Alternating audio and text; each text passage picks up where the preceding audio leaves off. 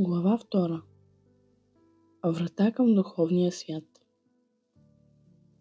Хиляди години народът на Месопотамия е вярвал, че вратите за влизане и излизане от рая лежат в противоположните краища на голямата крива на Млечния път, наричана реката на душите. След смъртта, душите трябвало да изчакат изгряващия вход на Стрелеца и есенното равноденствие, когато денят и нощта са равни. Прераждането на Земята можело да се осъществи само по време на пролетното равноденствие, при изгряването на близнаци на тяхното нощно небе. Моите пациенти ми разказват, че на практика преселението на душата е много по-лесно. Ефектът на тунела, който изпитват, когато напускат Земята, е порталът към духовния свят. Въпреки че душите напускат бързо своите тела, на мен ми се струва, че навлизането в духовния свят е внимателно обмислен процес. По-късно, когато се завръщаме на Земята в духовния свят, в друг живот, пътят назад се описва като по-кратък.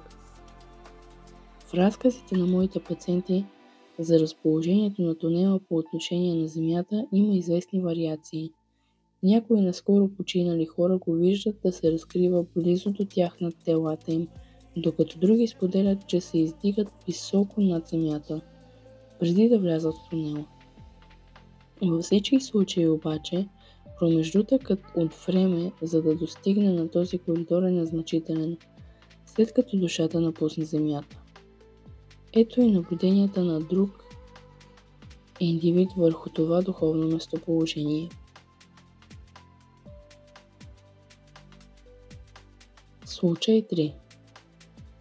Доктор Нютън. Сега напускаш тялото си. Виждаш как се отдалечаваш по време и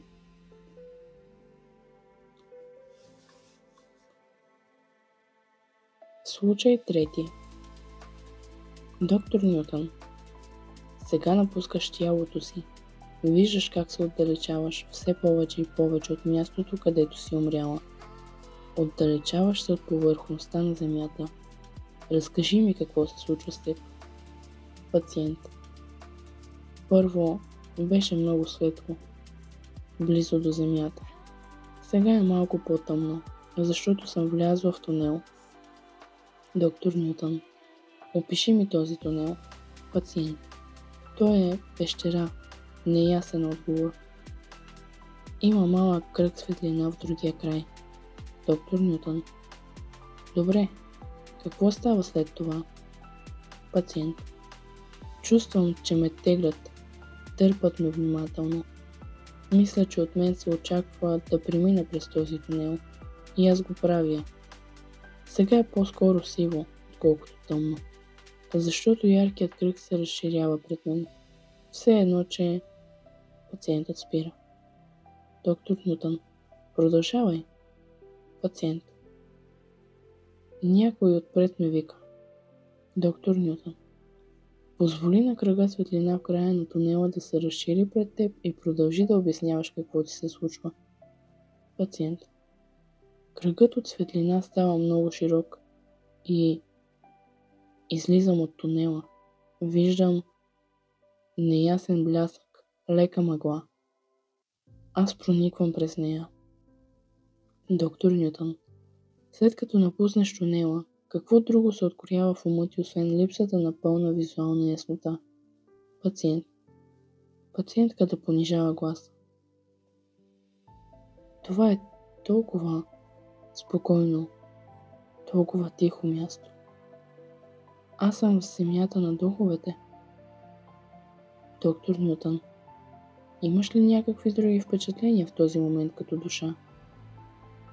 Пациент. Мисъл. Чувствам. Чувствам мощта на мисълта навсякъде около мен. Аз. Доктор Нютън. Просто се отпусни изцяло и позволи на впечатленията си да изплуват лесно. Докато продължаваш да ми разказваш какво точно се случва с теб, моля те, продължавай. Пациент. Трудно е да го предадеш с думи. Долавям мисли за любов, приятелство, съпричастие и всичко това е съчетано с предчувствие, все едно, че другите ме очакват. Доктор Нютън: изпитваш ли чувство на сигурност или си малко изплашена? Пациент: не съм изплашена. Когато бях в тунела, бях по-объркана. Да, чувствам се сигурно, долавям мислите, които достигат до мен. Внимание, загриженост. Странно е, но около мен има едно разбиране за това, коя точно съм аз и защо съм сега тук. Доктор Нютън: виждаш ли около себе си някакво доказателство за това? Пациент: тихо. Не. Долавям го. Навсякъде цари хармония на мисълта. Доктор Нютън: спомена за субстанции, подобни на облак около теб, веднага след като си напуснала тунела. Ти в небето над земята ли си? Пациент: пауза. Не е това, но изглежда, че плувам през облакоподобна материя, която е различна от земята. Доктор Нютън: можеш ли изобщо да видиш земята? Тя под теб ли е? Пациент: може би, но не съм я виждала, откакто излязох от тунела. Доктор Нютън: усещаш ли още свързаната с земята, може би чрез друго измерение? Пациент: възможно е, да. В ума ми земята изглежда близо и аз все още се чувствам свързана с земята, но знам, че съм в друго пространство.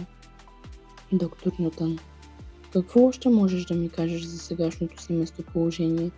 Пациент: все още е малко тъмно, но вече излизам от тук. Тази пациентка, която беше преведена през преживяванията, свързани с смъртта и тунела, продължава необезпокоявана да приспособява душевното към нейното безтегловно и безтелесно състояние, докато се придвижва навътре в духовния свят. След известна първоначална несигурност, нейните първи предадени впечатления отразяват едно привлекателно усещане за благополучие. Това чувство е общо за всичките ми пациенти. След като минават тунела, нашите души вече са преминали първата врата от своето пътешествие в духовния свят. Повечето сега напълно осъзнават, че не са умрели наистина, а просто са се освободили от бремето на едно земно тяло, което е умряло. С това осъзнаване идва и преминаването на различните степени в зависимост от душата. Някои пациенти възприемат тази среда в постоянно удивление, докато други ми предават какво виждат по-реалистично. До голяма степен това зависи от тяхната относителна зрялост и от преживяванията през последния им живот. Най-често срещната реакция, която съм наблюдавал, е въздишка на облегчение, последвана от нещо от рода на «О, прекрасно! Аз съм си отново у дома в това красиво място». Съществуват такива високо развити души, които толкова бързо излизат от своите тела, че много от описаното тук остава неизяснено, когато те се насочват към своите духовни местоназначения. Това са професионалистите и по мое мнение те са ограничено малцинство на земята. Обикновената душа не се движи толкова бързо, а някои са и много нерешителни. Ако изключим редките случаи на силно обезпокоени души, които се борят да останат свързани с техните мъртви тела, смятам, че по-младите души са малко на брой. Минали прераждания са онези, които остават привързани към обкръжението на земята дълго след смъртта. Повечето от моите пациенти разказват, че когато излязат през изхода на тунела, нещата още известно време остават смътни. Мисля, че това се дължи на плътността на най-близкото астрално ниво, заобикалящо земята, наречено от теософите каталоба. Следващият случай описва това пространство от гледна точка на един по-аналитичен пациент. Душата на този индивид демонстрира значителна наблюдателна проницателност по отношение на форма, цветове и вибриращи нива. Обикновено такива картини, физически описания на мои пациенти проникват по-дълбоко в духовния свят, след като те свикнат със средата.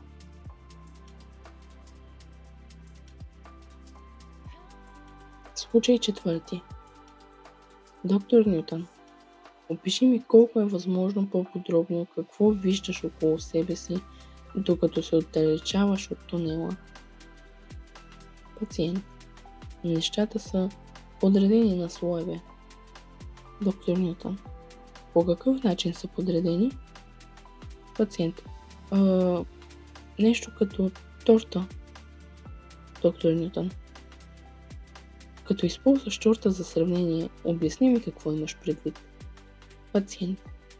Искам да кажа, че горната част на някои торти е малка, а долната им е широка. Не е същото както преминах през тунела. Виждам слоеве, нива от светлина. Струва ми се, че са полупрозрачни, извити. Доктор Нютън, струва ли ти се, че този духовен свят има плътна структура? Пациент. Точно това се опитвам да обясня. Не е плътен. Въпреки, че на пръв поглед може да ти се стори така, той е на слоеве. Всички нива от светлината са преплетени в напластени нишки.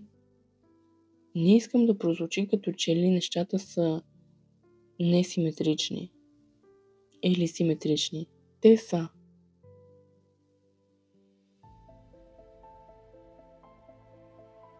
Но виждам разлика в плътността и в причупването на цветовете в слоевете. Освен това, те се местят напред-назад. Винаги забелязвам това, когато отпътувам от земята. Доктор Нютън. Как мислиш? Защо е така? Пациент. Не знам. Не съм го проектирал аз. Доктор Нютън. От твоето описание си представям духовния свят като огромна намотка със слоеве от преливащи се участъци от върха към дъното. Пациент. Да. И тези участъци са закръглени. Те се извиват далеч пред мен, докато се нося пред тях. Доктор Нютън. От мястото, от което наблюдаваш, можеш ли да ми кажеш нещо за различните цветове на слоевете? Пациент. Не съм казал, че слоевете имат някакъв основен цвят. Те всички са разновидности на бялото. Там, където отиваме е по-светло, по-ярко, отколкото там, където бях. Сега ме обгръща мъглива белота, която е много по-ярка, отколкото в тунела. Доктор Нютън. Докато се носиш през тези духовни слоеве, душата ти нагоре или надолу се движи? Пациент. Нито едно от двете. Аз се движа през средата. Доктор Нютън. Добре тогава. В този момент, когато се движиш напреко, виждаш ли духовния свят в линейни измерения, като линии и ъгли? Пациент. Пауза. За мен това е преди всичко буйна нематериална енергия, която прониква в слоевете чрез светли и тъмни нюанси на цветовете.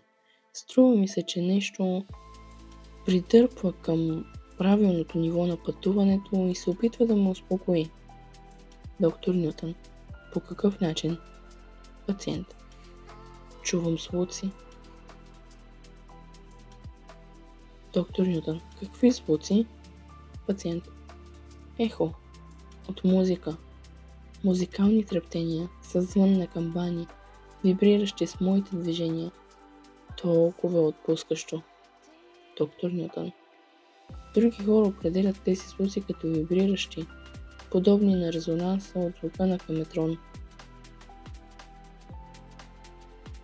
Съгласен ли си с това описание? Пациент. Кима в съгласие. Да, това е. Имам и спомен за мириси вкус. Доктор Нютън. Това означава ли, че нашите физически сетива се запазват след смъртта? Пациент.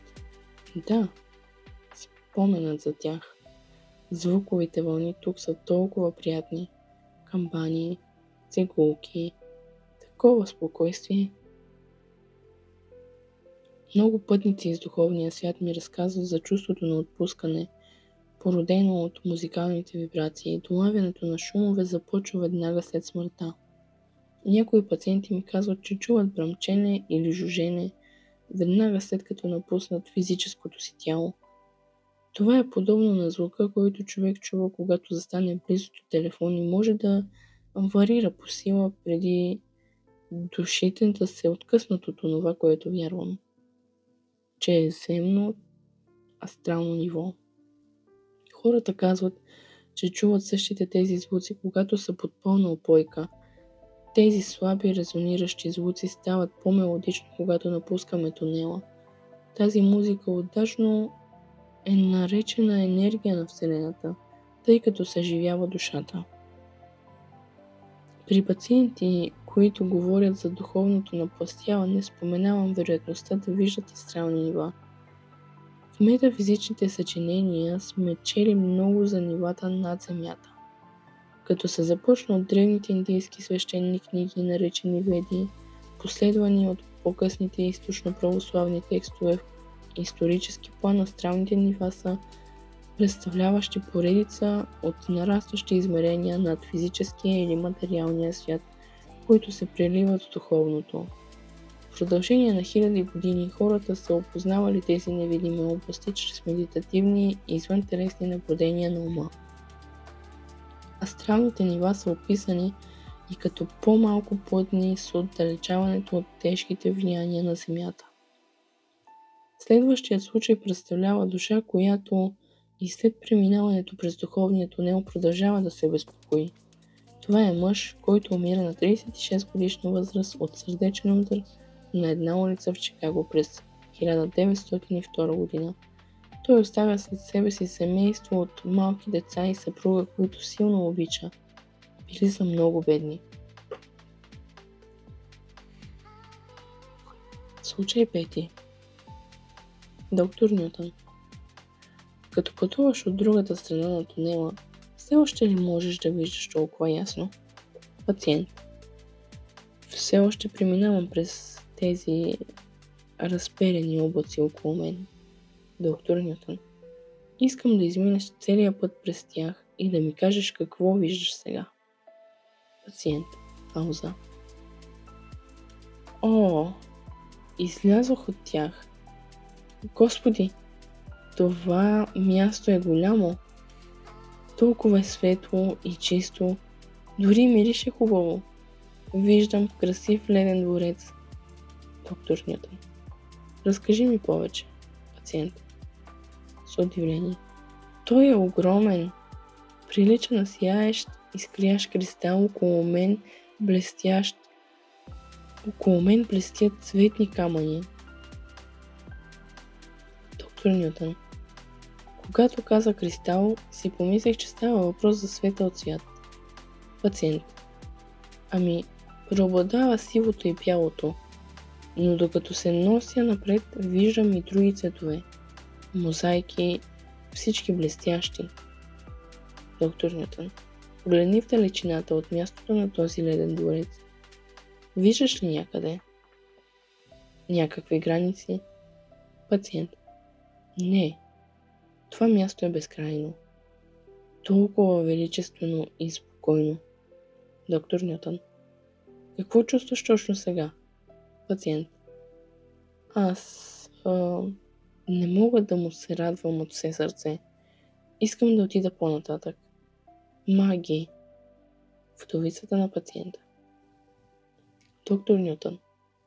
Виждам, че все още се тревожиш за живота в Чикаго, но това спъва ли твоето напредване в духовния свят? Пациент. Пациентът рязко се изправя в стола. Господи, виждам водача ми да идва към мен. Тя знае от какво има нужда. Доктор Нютън. Кажи ми какво се случва между теб и водача ти. Пациент.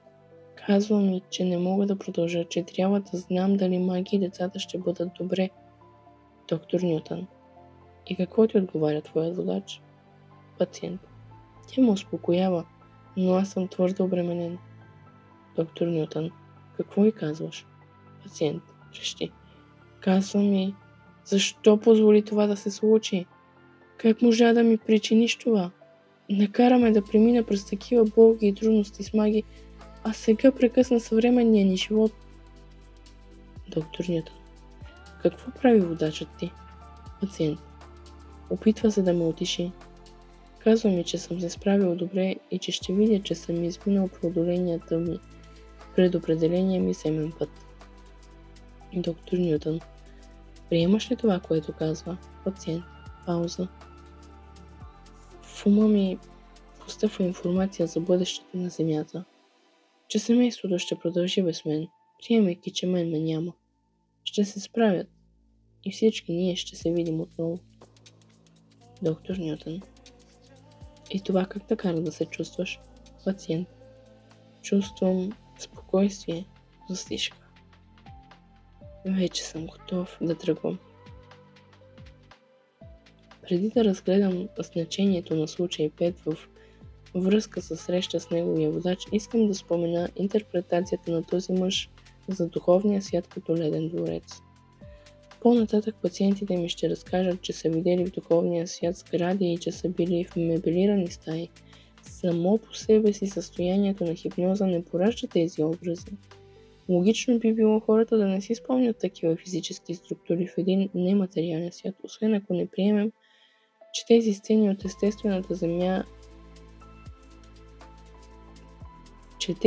от естествената на Земята обстановка са предназначени да спомагат за преходния период и приспособяването на душата след физическата смърт. Тези гледки имат индивидуално значение за всяка душа, общувала с мен, като всички те са повлияни от своите земни преживявания. Когато в духовния свят душите виждат образи, които се свързват с места, където са живели или които са посетили на Земята, за това си има причина. Душите виждат незабравения дом, училище, градина, планина или морски бряг, защото една доброжелателна сила позволява на земните миражи на познати неща да ни успокоят. Нашите планетарни спомени никога не умират. Те румулят, са винаги в душата разум. Носени на крилета на въображаеми сънища, точно както в човешкия ум се появяват представите за духовния свят. Изпитвам удоволствие да слушам за първите впечатления на пациентите за духовния свят. Когато се завръщат в това обожавано място след отсъствие, хората може да виждат поля с диви цветя, крепостни кули, извисяващи се в далечината или дълги под откритото небе. За завръщащата се душа тези първи безплътни земни сцени от духовния свят изглеждат, че не се променят значително през периодите на живота, въпреки че между описанията на отделните пациенти има разлики. Открих, че след като пациентът в транс продължи да навлиза все по-навътре в духовния свят, за да опише функционалните аспекти на духовния живот, неговите коментари стават еднакви с тези на другите пациенти. Случаят, който току-що разгледах, може да бъде описан като съвсем несигурен дух, свързан тясно със своята душевна спътница магия, която оставил след себе си. Няма спор, че някои души действително носят негативния багаж от труден предишен живот. По-дълго отколкото други, въпреки успокояващите влияния на духовния свят. Хората са склонни да мислят, че при смъртта всички души стават всезнаещи. Но това не е напълно вярно, защото периодите на приспособяване са различни. Времето за приспособяване на душата зависи от обстоятелствата около смъртта, привързаността на всяка душа към спомените за живота, който току-що е свършил, и нивото на напредък. Често, когато един млад живот превключва внезапно, по време на регресия долавям гняв. Душите, навлизащи отново в духовния свят при тези условия, често са объркани и смутени от това, че напускат хора, които обичат, без да са ги предупредили. Те не са подготвени за смъртта и непосредствено след като напуснат телата си, някои от тях се чувстват тъжни и ограбени. Ако една душа е била травматизирана от недовършена работа, първото същество, което вижда веднага след смъртта, обикновено е нейният водач. Тези високо надарени духовни учители са подготвени да поемат първоначалния удар от неудовлетвореността на душата в резултат на ненавременната смърт. В края на краищата случай 5 ще се приспособи добре към духовния свят, като позволи на своя водач да му помогне при колебанията по време на неговия предстоящ път. Разбрал съм, че нашите водачи не насърчават пълното подреждане на мислите още при духовната врата. Има по-подходящи моменти и места за детайлно преглеждане на научените кармични уроци, включващи живота и смъртта, които ще опиша по-късно. Водачът в случай 5 предложи кратка, бързо протичаща визуализация на земното време, като средство да успокои този мъж за бъдещето на неговите жена и деца, за да може той да продължи с по-голяма готовност своя път. Независимо от състоянието на ума им, веднага след смъртта, пациентите ми са изпълнени с удивление от преоткритите чудеса на духовния свят. Обикновено това чувство е съчетано с еуфория, защото техните земни грижи остават зад гърба им, особено физическата болка. Преди всичко духовният свят представлява място на върховен покой за пътуващата душа. Въпреки че отначало може да ни се стори, че веднага след смъртта оставаме сами. Ние не сме изолирани или без помощ. Невидими разумни енергии или сили напъсват всеки от нас при преминаването ни през вратата. Новопристигналите в духовния свят имат малко време да се носят наоколо, чудейки се къде са или какво ще стане след това с тях. Нашите водачи и известен брой духовни спътници и приятели ни чакат да затворим вратата, за да изразят своето внимание и обич и да ни уверят, че всичко е наред.